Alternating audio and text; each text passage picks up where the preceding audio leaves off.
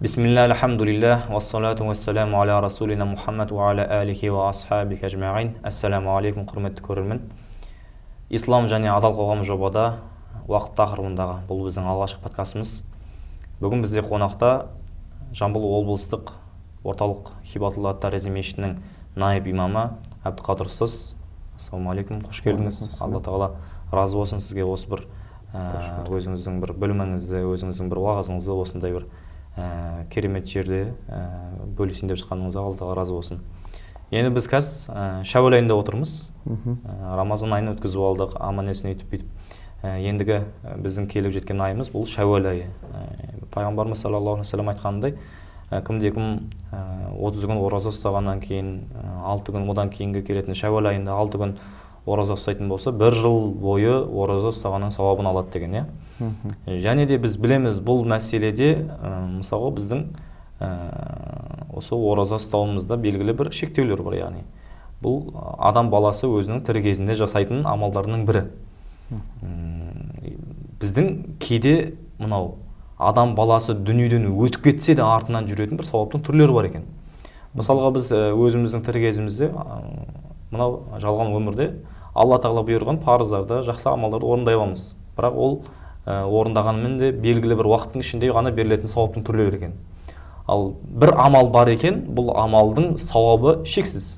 Яғни бір сөзбен айтқан кезде адам дүниеден өтсе де оның артынан сауап жүре береді екен. Бұл уақыт деген нәрсе. Пайғамбарымыз саллаллаху алейхи ва саллям хадисінде айтқандай, адам баласы дүниеде өткен кезде оның мына 3 амалынан басқасының барлығы тоқтайды дейді ғой. Адам баласы жаратылған кезде оның иығына 2 періште жатады дейді Алла тағала. Сол 2 періште бүкіл амалының барлығын жазады дейді. Сол амал жазғанның ішіндегі осы бір 3 амал, бұл біріншісі садақ етен жария деп келтіреді. Яғни бұл сауабы үзілмейтін амал, уақыт амал екен. Екіншісі әу илмун юнтафа бих дейді. Яғни пайдаға асқан ілім. Үшіншісі салихалы ұрпақ деп айтқан екен. Бұл уақып жайында, мысалы қазір көп жерлерде осы уақыптың мәнін, оның мақсатын көп жерде жамағаттарымыз болсын, қарапайым халық бар елімізде, жерімізде өмір сүріп жатқан сол халықтар кейбір жағдайда осы уақыптың мән мағынасын дұрыс түсіне бермейді мысалға. Соны бір ашықтап бізге түсіндіріп берсеңіз ұстаз. Бисмилля, альхамдулилля, вассалату вассаламу аля расулилля. Әлемдерді жоқтан бар етіп жаратқан Аллаға сансыз мақтаулар мен мадақтар болсын. Екі дүниенің сардары пайғамбарымыз Алланың игілігімен сәлем болсын. Жалпы мынау ислам діні адамға Аллаға иман келтіргеннен кейін әрдайым ізгі амалды, жақсы істерді орындауды, сауапты істерді жасауды әрдайым насихат етеді. Сол жақсы істердің бірі, яғни бірегейі деп айтсақ та болады. Көп адам осы өмірде өзің айтқандай сауапты істерді істеуге ұмтылады. Игілі жақсы істерді жасайды. Соның бірі бұл көпшіліктің, яғни көпшілікке пайдасы тиетін сауапты іс, ол уақып етілген бір іс. Яғни қандай да бір үлкен жоба. Уақыф деген сөздің өзі араб тілінен аударған кезде тоқтау деген мағынаны білдіреді. Тоқтату деген секілді. Яғни өзінің мүлкіндегі болған бір дүниені Алланың жолында беру, Алланың жолына тапсыру. Сол шамада жасалынатын әрбір іс, соның сауабы сол уақып еткен адамға, яғни артынан үздіксіз барып тұрады екен. Сауап істер, жаңа айтылған садақа жария болсын, ел игілігі үшін жасалынатын істер болсын, соның барлығы қандай іс болса да үлкен бір жоба, мешіт салса, жол салынса, көпір салынса, құдық қазса, ағаш отырғызса, тіпті сол ағаштың жемісінен адамдар жеген сайын, болмаса көлеңкесінде дем алған сайын, болмаса сол мешітте намаз оқыған сайын, сол жолаушылар көпірден өткен сайын, жолмен жүрген сайын, сол іске себепкер болған, сол істі Алланың разылығы үшін деп бар мал мүлкін салып, сондай жасаған кісіге соның сауабы барып тұрады екен. Яғни бұл сауапты амалдардың бірі. Пайғамбарымыздың хадисінде келтіреді, мынау әрбір адамның, яғни хайрун нас дейді, адамдардың ең хайырлысы анфаухум линнас, басқаларға пайдалы болған, басқалардың сондай мұқтаждығын кетіретін, жаңағындай қиындығын кетіретін сондай іске сауапшы болған кез келген іс сол амалға жатады.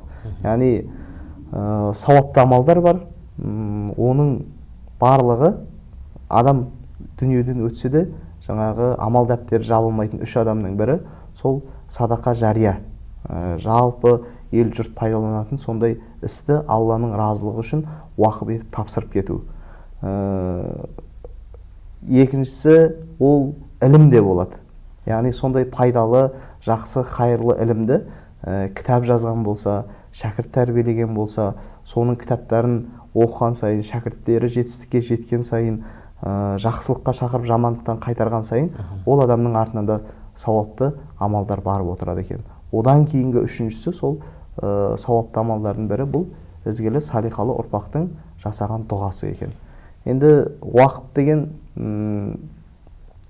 сол адамның Алланың разылығы үшін жаңағы өзінің мүлкін Алла разылығының жолында беру. Оның пайдасын, сол пайдасын ел пайдалану, сол түскен пайдасын пайдаланғаннан кейін соның сауабы сол адамның жаңағы несіне барып тұрады екен, өзіне үздіксіз үзілмей барып тұратын амалдардан екен. Одан кейін кейбір жамағаттардың арасында мынандай сұрақ бар.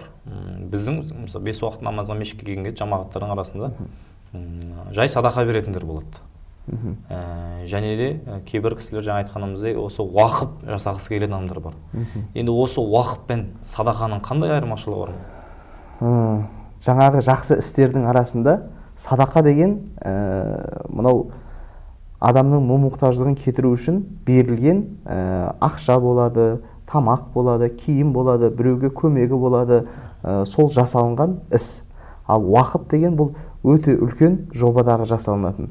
Екеуінің айырмашылығы уақып әрдайым мынау меншігінде болса да, ол ешқандай сатылмайды, ешкімге берілмейтін, сондай тек пайдасы жалпы халық көретін дүние болады. Ал садақа бұл күнделікті қарапайым адамдардың жаңа бір-біріне көмектесуі, жаңағы жақсы істерді жасауы. Айырмашылық бұл жерде уақып ісінде ол нәрсе тұрақты, өзгермейді. Яғни дүниеден өтіп кетсе де ұзақ мерзімге болады, болмаса мәңгілікке де болуы мүмкін, ол жасаған ісіне байланысты. Ал садақа белгілі бір уақытта соның сауабы берілетін амалды. Сол себепті екеуі де сауапты амал, бірақ қолданылуы, жаңағы жасалынуы екі түрлі болып есептеледі. Осы орайда бір сұрақ болып тұр. Мынау жаңа алғашымызда айтқанымыздай садақатун жария дедіңіз. Осы орайда неге оны садақатун жария деп айтқан? Жария садақа деп неге олай айтқан екен? Жария болуының себебі ол жасалынған істі сол жердегі халықтардың барлығы біледі. Жақсы болған іс, мысалы мешіт салатын болса, жол салатын, көпір салатын болса, бұны кім салды? Бәленше салды. Соның атынан жаңағы дұға жасалынады, әрдайым аты айтылып тұрады. Яғни жалпыға жария болып жасалынғаннан кейін ол садақа жария болады. Бүкіл ел жұрт, дүйім жұрт білгеннен кейін. Ал кейбір садақалар болады, ол жасырын садақа. Жаңағы оң қолын берген, сол қолы білмесін деген, сол біреуге көмектеседі, бірақ ол жасаған жақсы ісін не істемейді, дүйім жұртқа жария етіп, мен бәленшеге көмектестім, мен соған сондай нәрсесін мен жасағам деген секілді ешқандай міндетсіну болмайды. Оның жасаған ісін сол адаммен жасалынған іс Алла Тағаланың ортасында ғана болады. Сол себепті ол садақасы жасырын болады. Ал мынау істі дүйім жұрт білгеннен кейін ол жария деп аталатыны сондықтан. Жақсының жақсылығын ортасын дейді. Сол секілді дейсің. Яғни мына үлкен ұлы тұлғалардың қалдырған мынау ауруханасы бар, мектебі бар, медресе, мешіт, және де мысалға құдықтың өзінде біз бұл нәрсеге жатқыза аламыз әрине. Әрине. Одан кейінгі мәселе мына біздің қазір көптеген кәсіпкерлер болсын, ағаларымыз болсын, жалпы жамағат болсын, уақыт деген кезде тек қана жылжымайтын мүлікпен ғана болады деп ойлайды. Ал негізінде мысалы қолдағы бар ақшаны уақып ретінде беруге болады ма? Қазіргі нелерге байланысты мысалы ақшасын осы уақып қорына салатын болса, ол инвестиция сияқты болады. Сол ақшасын олар алып бір ғимаратқа салуы мүмкін, болмаса бір жаңағы пайдалы бір іске жұмсауы мүмкін, сол үздіксіз сауабы барып тұратын. Сол себепті салған қаржысының өзі де сол уақып есебінде жүргізіледі. Қазақстан мұсылмандар діни басқармасының арнайы уақып қоры бар. Мысалы сол қордың қазіргі таңда жасап жатқан үлкен жобаларының бірі бұл Құран кәрімнің жаңағы қазақша қаріпте дейді, қазақша жаңағындай әріп нұсқасымен солай жазылып шығарып жатыр. Және сондай жиналған қаражаттардан ол діни оқу орындарына, мұқтаж кісілерге, соларға қайырымдылық жасап жатыр. Соның үлесі, соның барлығы сол қаржысын салған адамдарға да не істелінеді? Сауабы үздіксіз барып тұрады. Яғни көп жағдайда ойлайды, уақып ету үшін де міндетті түрде үлкен бір ғимарат, болмаса қалтада мыс-мыс ақша, болмаса үлкен бір сондай жобаны ғана уақып ете аламыз, қалған нәрселер есептелінбейді деген секілді бір дүниелер бар. Жоқ, олай емес. Сіз кішігірім бір дүкеніңіз болатын болса, сол дүкеніңізде тұрақты түрде аптасына бір күнді жаңағы нанды тегін етіп солай жасап қойған болсаңыз, онда ол сіздің сол жасап кеткен ізгі ісіңіз болады, әрі сауабы үзілмейтін істерден.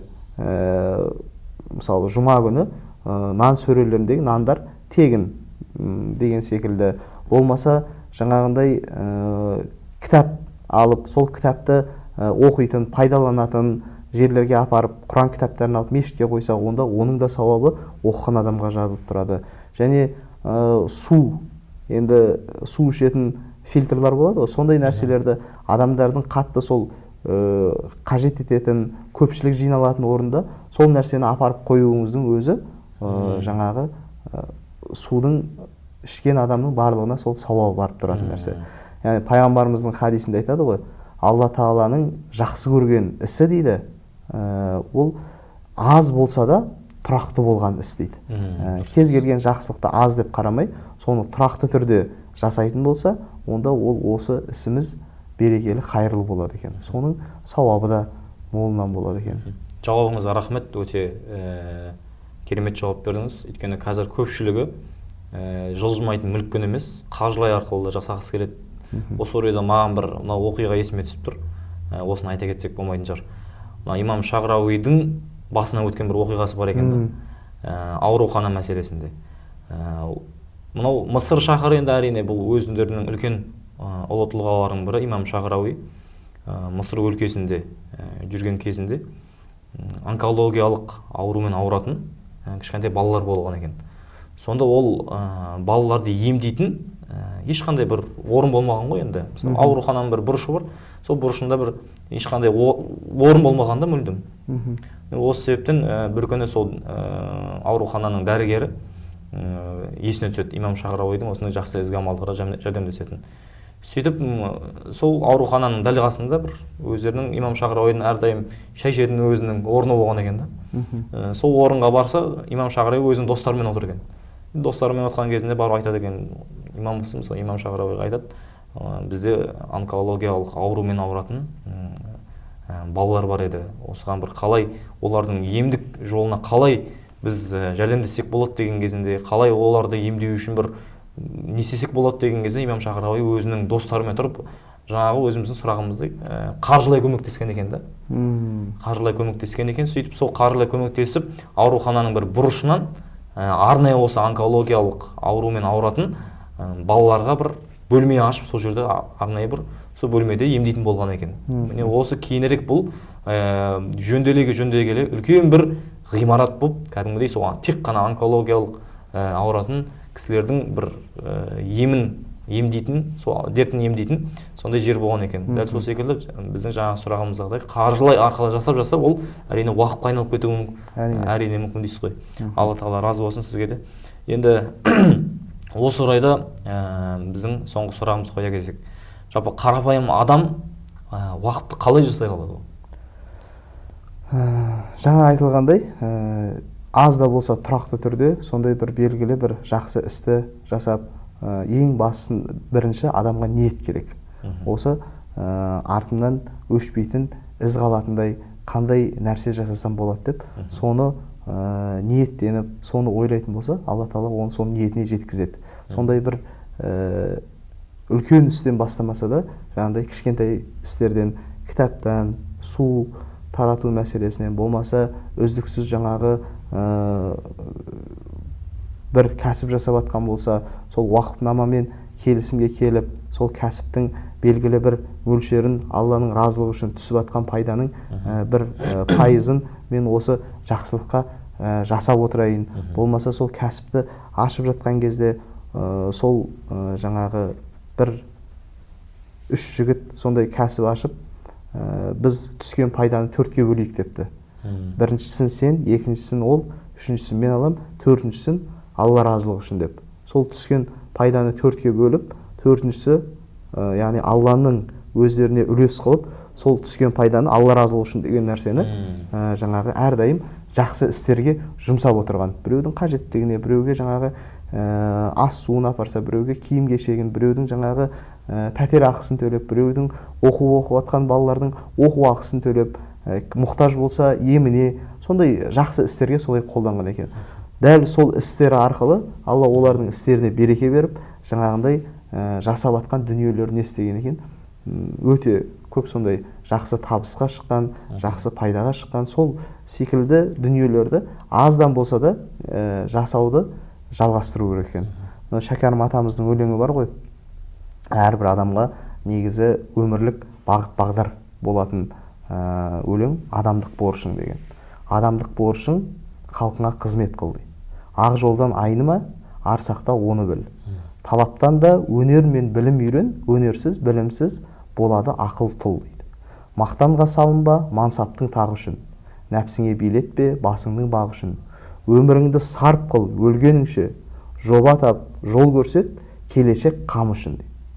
Қайтадан қайырылып қауымға келмейсің, яғни өтіп кеткеннен кейін болды, бұл қауымға қайтып келмейсің дейді. Барыңды, нәріңді тірлікте бергейсің. Ғибрат алар артыңда із қалдырсаң, шын бақыт мәңгілік осынық өлмейсің дейді. Яғни әрбір адам өзінің артында сондай ғибрат алатын, сондай бір із қалдырса, сауапты іс қалдырса, ол адамның аты да өшпейді, әрдайым амал дәптеріне жақсы амалдар барып тұрады. Сол себепті осы барымызды, нәрімізді тірлікте беріп, сол өзіміздің артымыздан өшпейтін із қалдыруды адам мақсат ету керек екен. Сол уақып деген нәрсе соның бір несі көрінісі екен. Артынан өшпейтін із қалдырғанның көрінісі. Бәлен кісінің салған дүниесі, соны ел игілігіне пайдалануы, үлкен бір жоба болады. Жасап атқан аз нәрседен солай үлкен деңгейге дейін шығады екен. Иә. Дұрыс айтасыз. Яғни Алланың берген рызығын Алла жолында жұмсау дейсіз ғой. Иә. Өйткені жалпы шүкіршілік деген нәрсе бар екен ғой негізінде. Шүкіршілік бұл тек қана адамның дене 12 мүшесімен ғана емес, ол дүниемен де жасалатын шүкіршіліктің түрлері де болады екен. Өйткені біз жаңа айтқанымызды, мысалы өткен Рамазан айы, қазіргі отқан Шәуәл айымызда ораза ұстау, бұл біздің әрбір жаңағындай Құдайға деген біздің мына дүниенің берген рызығына, мына дүниенің берген осы 12 мүшеміздің саулығына, мына дүниеде бізді жаратқанына, жүрегімізге иман бергеніне шүкіршілік ретінде қабылдаймыз ғой. Ал енді бұл уақып жасау, яғни Алланың берген дүниесін Алла жолында жұмсау ретінде осыны шүкіршілік, яғни дүниені Алланың жолында жұмсау арқылы жасайтын шүкіршіліктің түрлерін ретінде қарауға да боламыз, да? Әрине. Бірде осындай әрдайым жақсылық жасайтын, сондай үлкен жомарт кісіге бір кісі сұрапты. Сіз осы дүниені беріп жатқан кезде, болмаса жаңағындай жақсылық жасап жатқан кезде, бойыңызда сондай тәкаппарлық, болмаса бір сондай өз-өзіңізге деген жаңағы құрмет секілді сезімдер пайда болмай ма депті. Сонда әлгі кісінің берген жауабы өте таң қалдырады. Мен дейді, өзімді мынау аспазшының қолында тұрған ожау секілді сезінемін деп айтады дейді. Аспазшының қолында тұрған ожау басқаларға тамақ беріп жатқан кезде тамақты мен беріп жатырмын деп сондай тәкаппарланғаны, болмаса осының барлығын мен сендерге тамақты мен құйып жатырмын деп жаңағы бой көтергені қандай ерсі болып көрінсе дейді, беріп жатқан аспазшы ғой, яғни ол ожау жай құрал ортада тұрған. Дәл сол секілді менің жасап жатқан жақсылықтарымда мен солай өзімді солай сезінемін деп айтады. Яғни нағыз бұл байлықты, жақсылықты беруші Алла, ал оны мен тек қана үлестірушімін деген секілді бойында сезім болады. Сол яғни өзінің берген сол шүкіршілігі де сол нәрсесімен. Қазіргі ислам дінінің жалпы рухының өзі сондай. Бұл альтруистік, яғни өзгелерге жәрдемші болу, сол жағынан қатты назар аударады, қатты басады. Неге дөп басып айтады? Неге? Өйткені пайғамбарымыздың хадистерінде де көп. Өзі тоқ болып, көршісі аш болған бізден емес деген секілді хадистердің барлығы бұл өзгелерге жақсылық жасау, өзіне қалағанды өзгеге қалау деген секілді дүниелердің барлығы соңы осы жақсылықпен, уақытпен, жаңағы ізгі істермен аяқталады екен.